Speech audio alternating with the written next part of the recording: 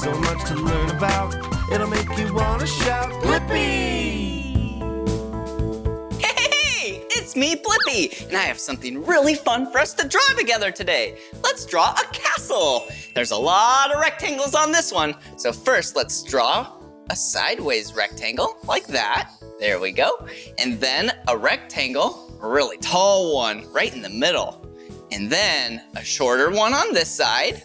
Whoa, look at that. And then a shorter one on this side right here. Whoa, and then we can draw a nice triangle right up top on all three of these. Whoa, it's starting to look like a castle, right? Oh, and you can't forget about the drawbridge. There we go. Whoa, and then let's draw a little flag up top.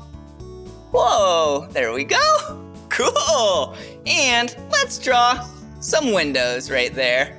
Whoa, do you like that castle? I do too. I would love to live in a castle. Well, if you want to keep drawing with me, all you have to do is search for my name. Will you spell my name with me? Ready?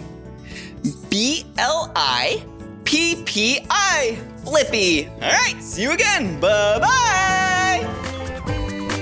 Come on everyone, let's make learning fun.